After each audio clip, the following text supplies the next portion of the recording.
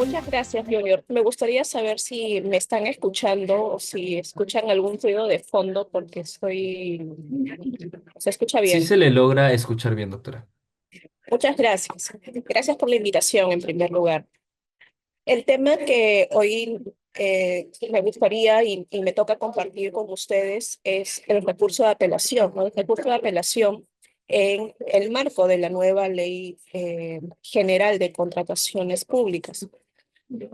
Usualmente vemos el recurso de apelación como un trámite más, pero me gustaría que imaginemos todos juntos qué pasaría si un hospital necesita de respiradores, su UCI necesita de respiradores, ha hecho un proceso de selección para comprar estos respiradores, ha lanzado una licitación pública, ya saben más o menos cuál sería el monto porque es una licitación pública, se presentan varios proveedores, se presentan varias empresas y al final se adjudica a una empresa que no cumple con los requisitos técnicos.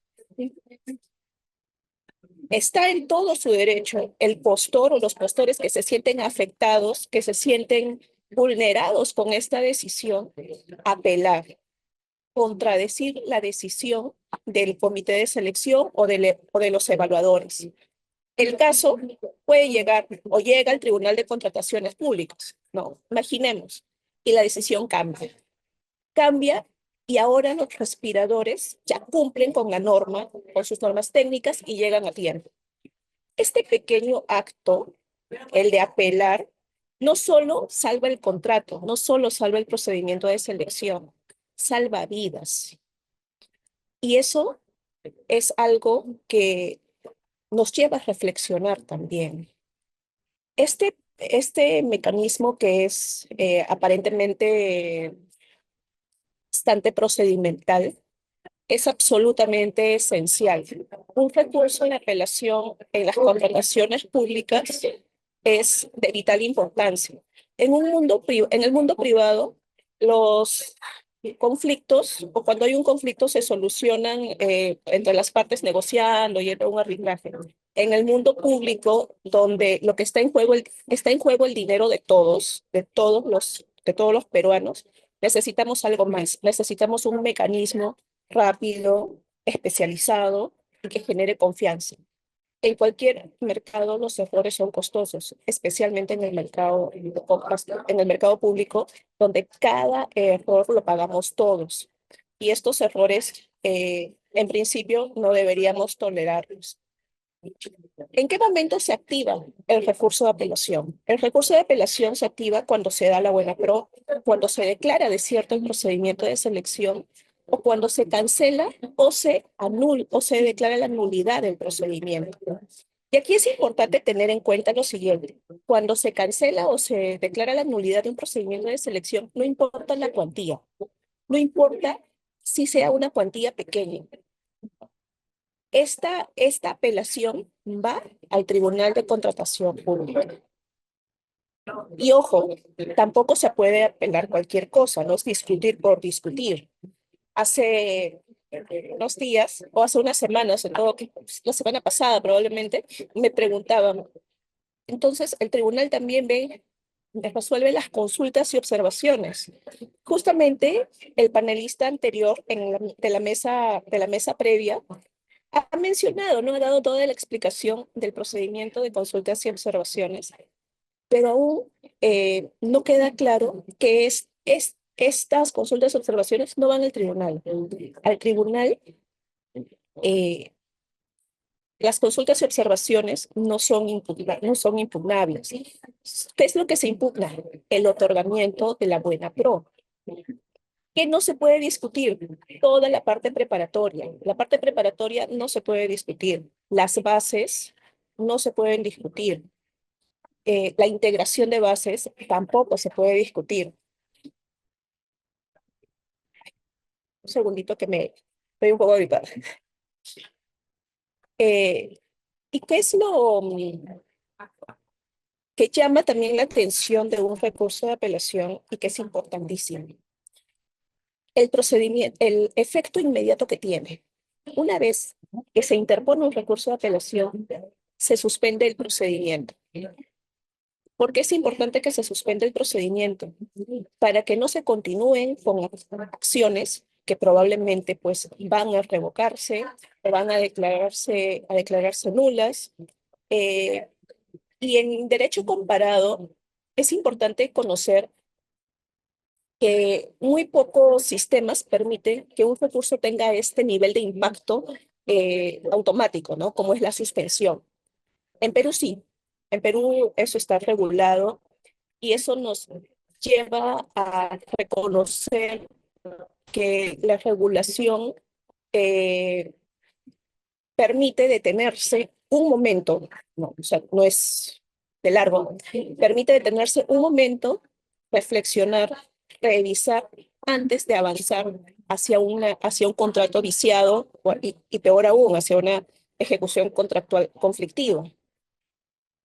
Con la ley 32069, los plazos se han acortado un poco. Tampoco puedo decir que se han acortado un montón. Se han acortado un poco.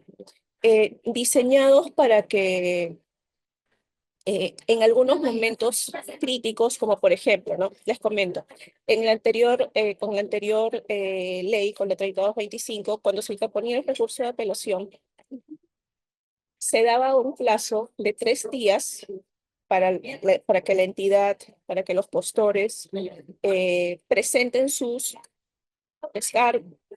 absolución, su informe técnico legal, luego ingresaban al tribunal y posteriormente se pasaba a la sala y la sala luego eh, convocaba la audiencia para que las partes intervinieran.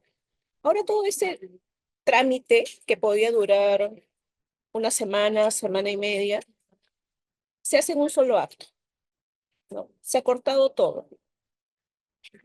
El pedido de información a la entidad, el pedido de la absolución a las partes o a quien tenga, o a alguno de los postores que tenga interés, y la audiencia, la programación de audiencia, todo está en un solo acto. En el primer decreto, todo está ahí condensado y pasa a sala inmediatamente. Y la sala puede tomar, bueno, ella toma conocimiento y puede requerir información desde ese momento. Entonces, estamos ante, si bien no es en el ámbito de lo que es el recurso de apelación, no son cambios dramáticos, cambios grandes, pero sí son cambios importantes en lo que es en plazos. Ahora, eh, yo tengo una opinión ahí muy particular también, o muy personal con respecto al tema de los plazos en el recurso de apelación, porque así tengamos un recurso de apelación que se resuelva en 3 días, eso no soluciona la problemática que viene detrás de un proceso de contratación. La mayor parte del proceso de contratación ya sabemos que son las actuaciones preparatorias, y las actuaciones preparatorias es precisamente lo que más demora.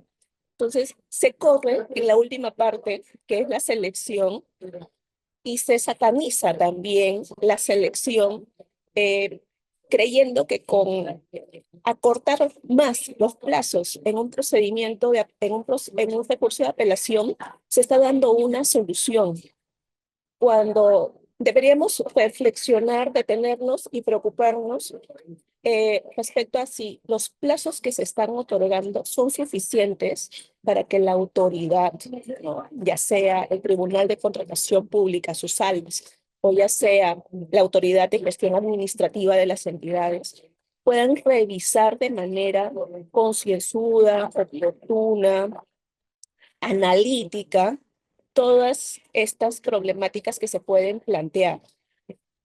Eh, Allí lo dejo y los invito, ¿no? A la reflexión respecto a este tema.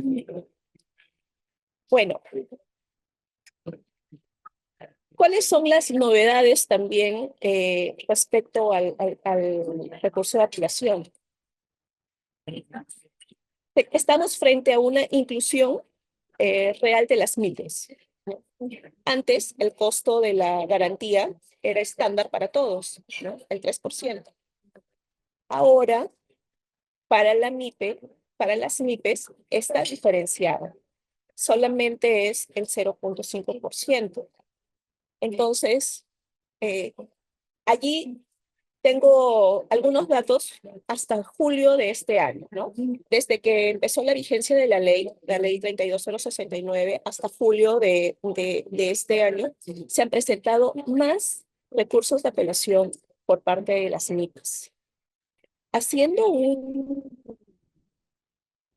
un promedio, hoy temprano estaba sacando un promedio de cuántos recursos de apelación presentados por MIPE tenemos desde mayo hasta julio, pues hay más del 85% son de MIPES.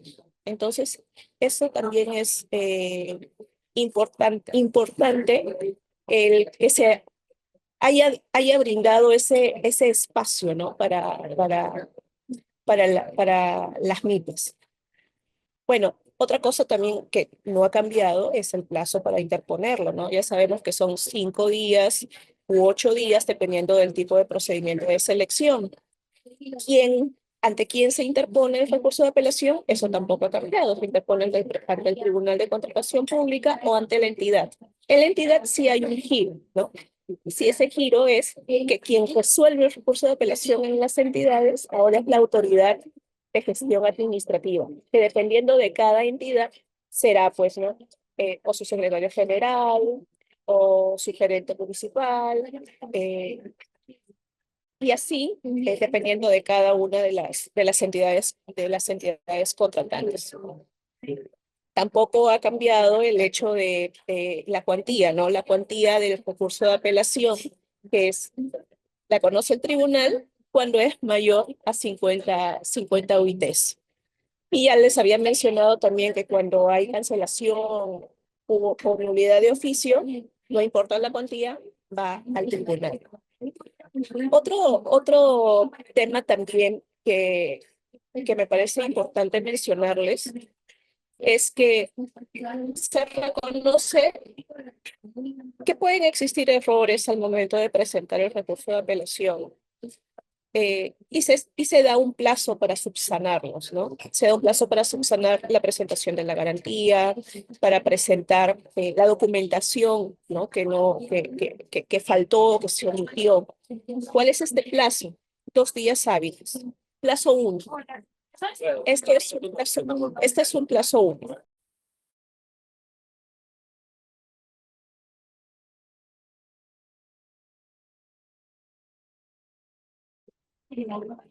Creo que se muteó, disculpen. La garantía, ya les había mencionado acerca de la garantía, que es el 3% de la cuantía. Estoy acá leyendo mis puntitos que quería mencionarles, que es el 3% de la garantía. ¿Cuál es el límite? El límite es 300 UITs. Hay contratos millonarios, efectivamente. Y la norma, antes de la 3225 teníamos la 1017. En el decreto legislativo 1017 no establecía un tope, así que el tribunal podía tener garantías de 2, 3, 4 millones, dependiendo del monto del contrato. Sin embargo, desde la 3225 y ha seguido esa misma línea, la 32069, el tope es 300 UITs, que equivale a algo de 1.600.000 soles como tope. En el caso de las MIPES que les comentaba, que es el 0,5% de la cuantía, el tope es 25 UITs. También ahí hay se podría decir un beneficio, ¿no? Un beneficio a favor de este sector, ¿no? Que también participa de forma muy activa en las compras públicas, como son las MIPES. Y bueno, y finalmente hay también una novedad, ¿no? Con respecto a los recursos de apelación referidos a la ejecución de la garantía.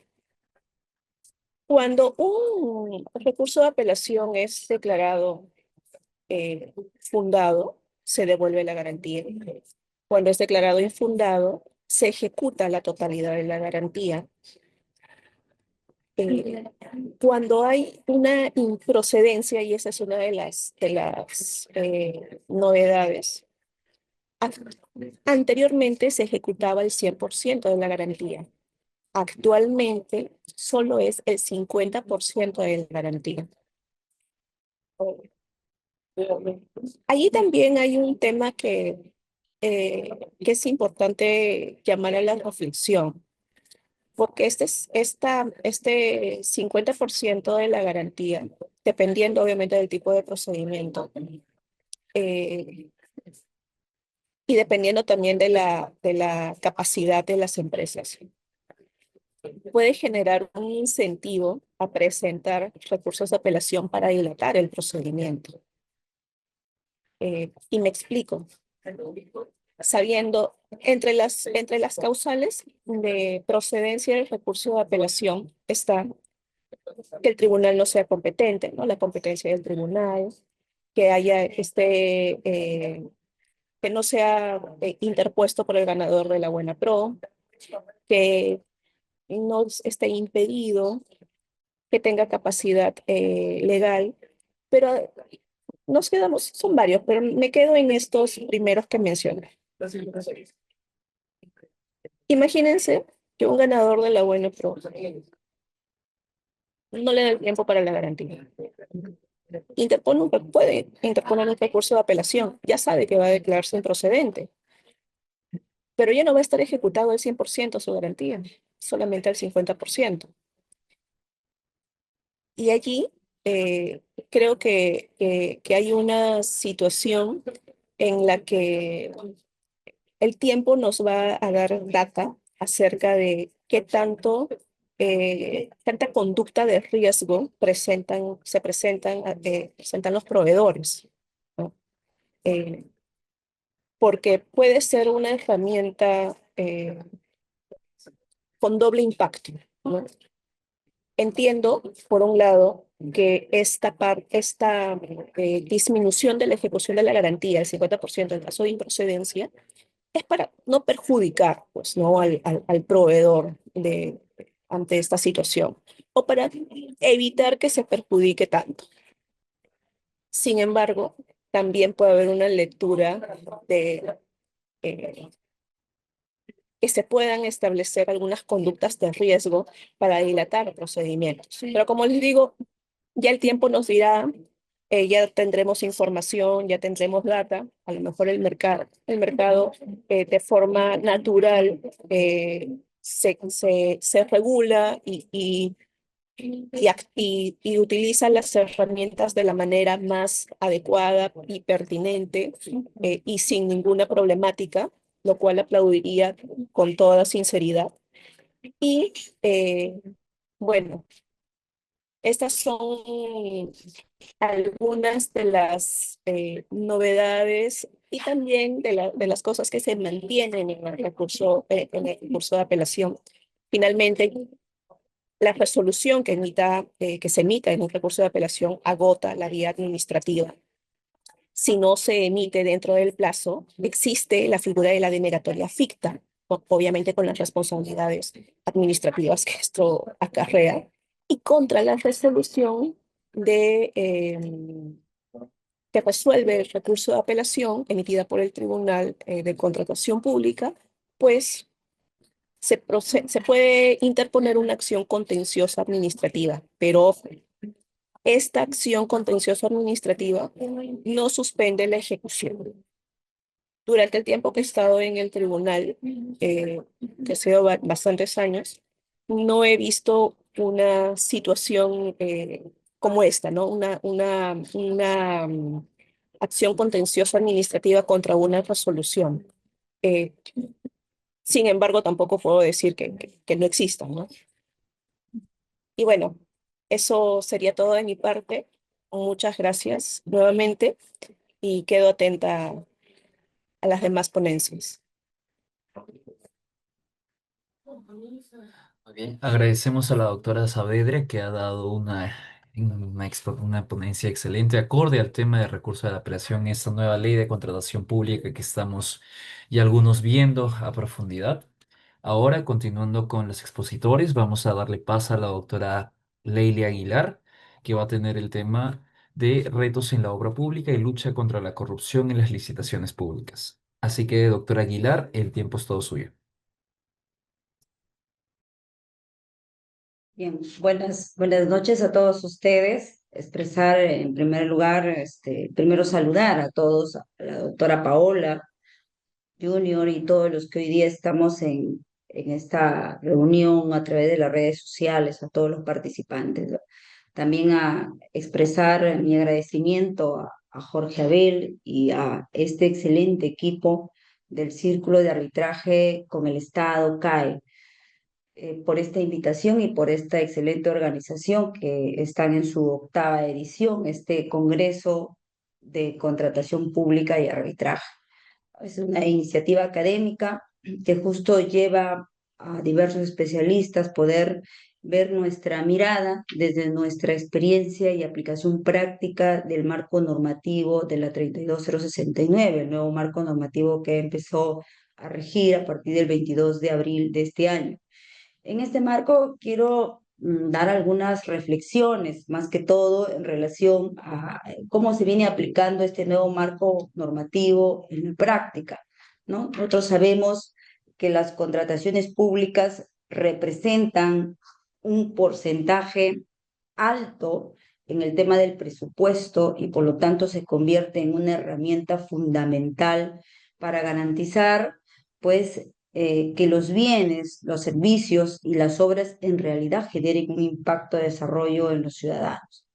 Pero sin embargo, el reto creo que no está tanto en la norma en sí, sino en cómo las entidades públicas y los que son los operadores de la norma, al igual que los proveedores del Estado, lo aplican, ¿no? Y ahí quiero compartir con ustedes una serie de un balance inicial en relación a esta nueva ley, cuáles son sus principales aportes o problemas que ya se están comenzando a detectar, porque siempre cada marco normativo tiene problemas, sobre todo de aplicación en la práctica, y a partir de ahí, pues, cuáles son los desafíos normativos que nos esperan, y sobre todo de gestión institucional, pienso yo, ¿no?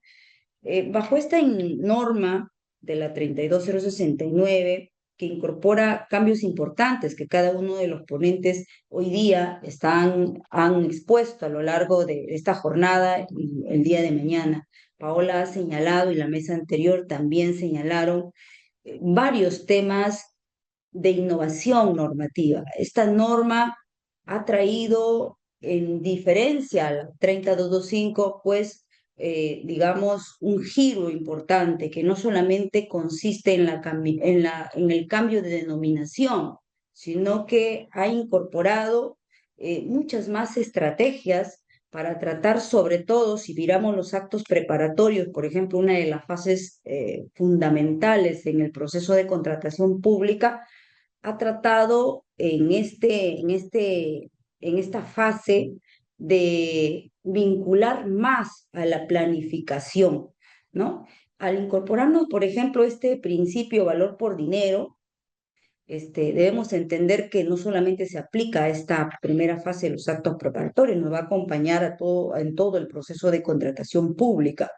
Entonces, a partir de ahí, este nuevo criterio que rige todo el proceso de contratación pública rompe paradigmas, ¿no? Paradigmas que teníamos en relación al esquema, que todavía cuesta salir de ese esquema tradicional en relación a que hay que cotizar lo más barato y hay que establecer ese valor, ¿no? En base a las cotizaciones. Ahora se dice que se debe valorar también la experiencia, la calidad, la sostenibilidad, ¿no? Entonces son otros criterios que tiene que moverse el operador. Y la planificación, decíamos nosotros que aquí juega un rol importante, porque la norma ha sido muy clara al señalar que no solamente vamos a retroceder cuando queremos incorporar un bien, un servicio, una obra, a tratar de incorporarlo en el plan anual de contrataciones, sino que debemos ir más hacia atrás y por lo tanto, articularlo en nuestro cuadro multianual de necesidades de bienes, servicios y obras. Y cuando hablamos de este cuadro de necesidades, significa que nos está diciendo que hay que armonizar con los instrumentos de gestión o de planificación institucional, que nos estamos refiriendo al PI y al POI, que son herramientas importantes por la cual han contribuido a alinear ese cuadro de necesidades, que dicho de paso es una de las primeras fases del sistema de abastecimiento público. Entonces, en esto nos encuadra a tratar de priorizar esta articulación y sobre todo priorizar la planificación. Entonces, aparece en esta fase de los actos preparatorios, nuevamente nuevas actuaciones, ¿no? Nuevas actuaciones como por ejemplo la segmentación.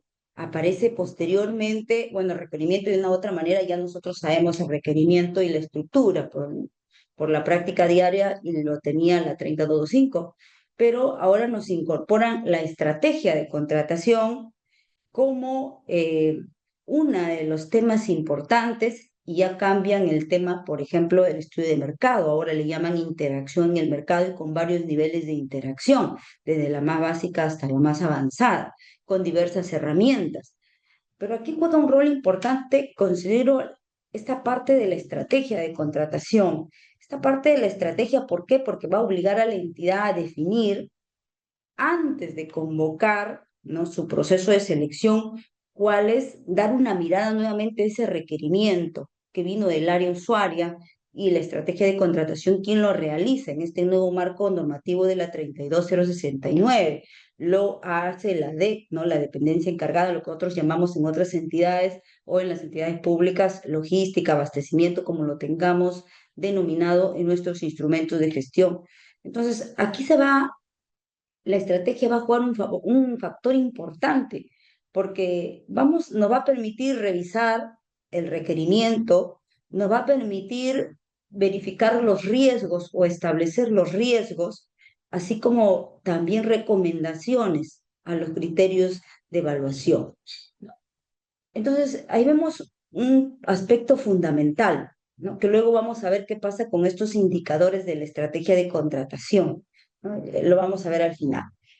Y luego cuando damos una mirada en relación a lo que son obras y consultoría, encontramos que la norma busca resolver algunos problemas históricos que tenemos en el problema de proyectos de infraestructura, ¿no?, regulando algunos detalles en relación a gestión de riesgo, costos, incorporando también los contratos estandarizados como una alternativa. Y posteriormente miramos el arbitraje y la solución de controversias. Bueno, el arbitraje sigue asumiendo un rol principal como un mecanismo de solución de controversias en la contratación pública.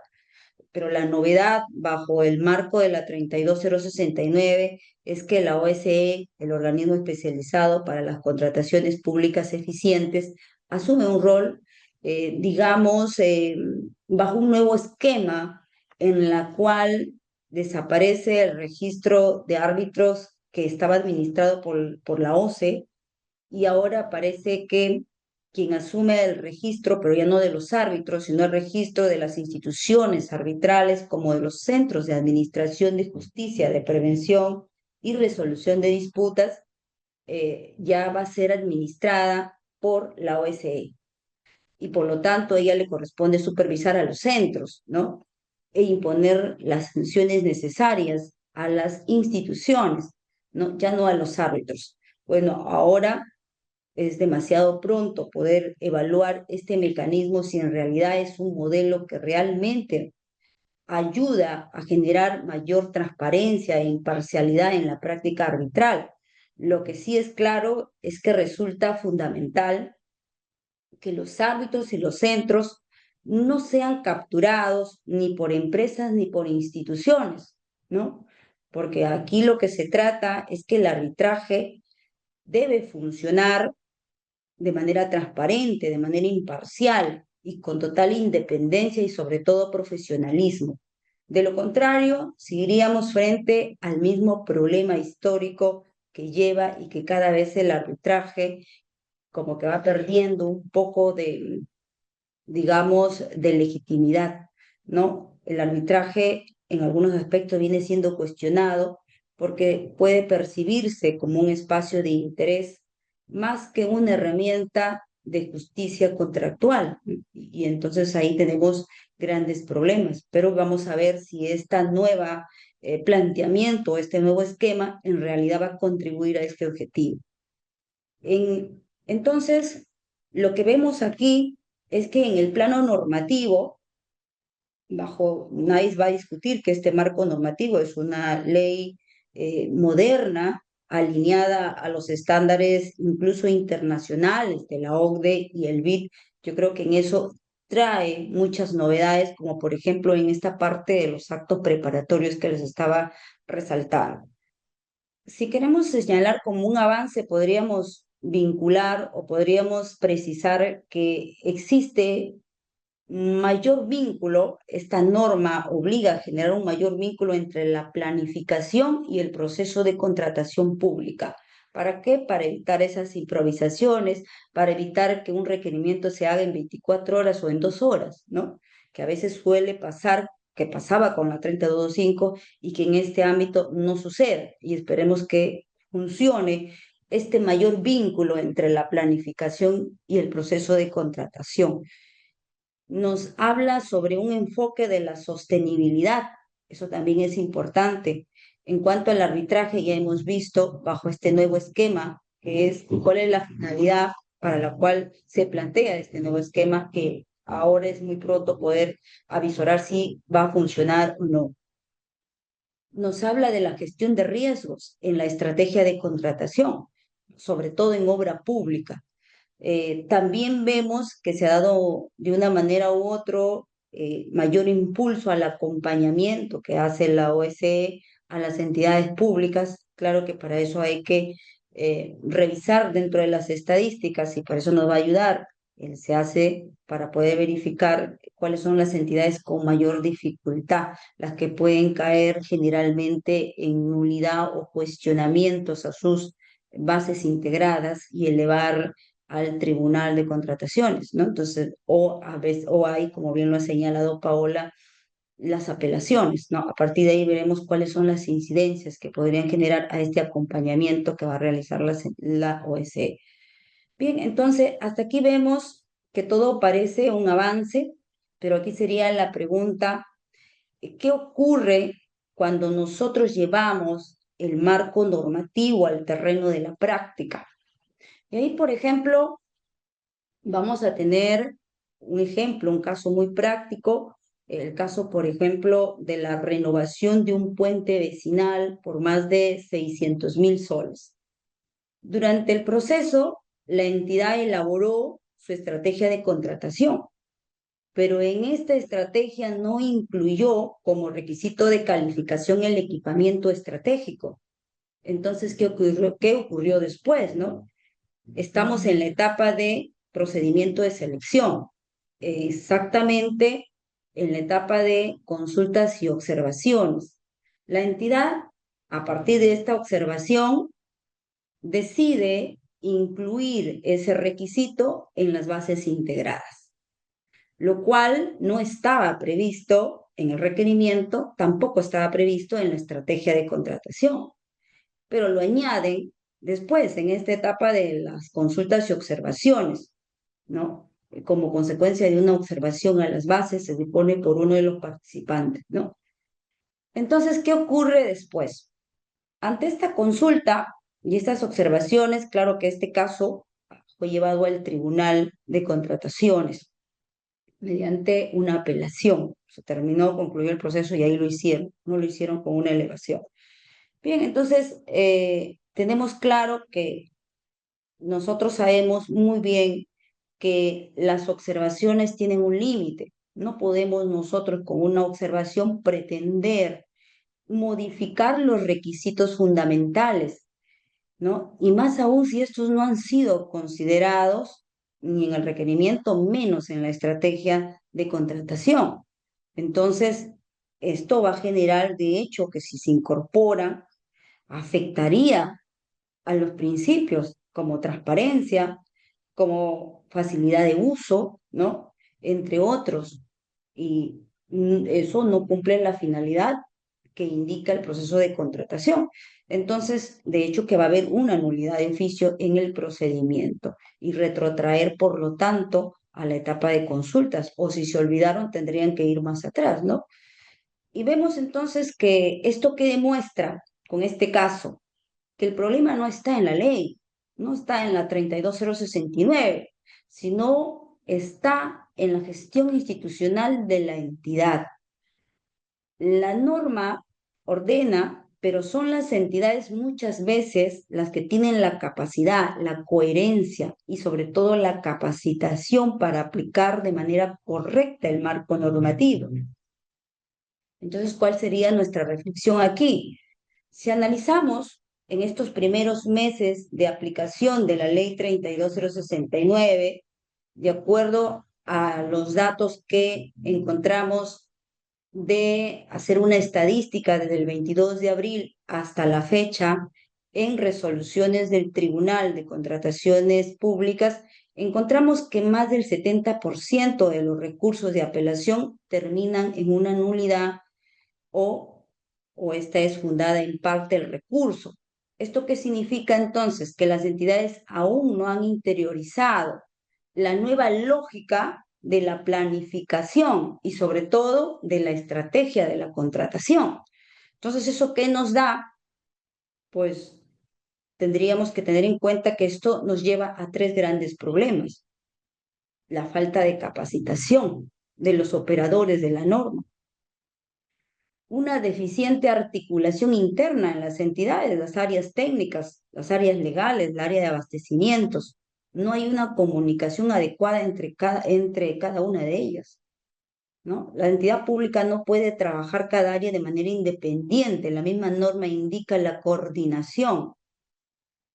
El débil control preventivo que habría en las entidades que no pueden corregir sus mismos errores y que lo vamos a ver luego, cuando se adjudica la buena pro y alguien tenga que apelar y retrotrae todo el proceso. Entonces, ¿qué tenemos aquí? Este sería un gran desafío de la 32069. La gestión institucional, si no se fortalece con las capacidades, la norma no va a funcionar, porque la norma está muy bien en el papel, el problema es la aplicación, ¿no? Eso serían en esta primera parte, y luego ya tengo mis conclusiones, lógicamente, en esta primera parte que me ha tocado exponer. Muchas gracias.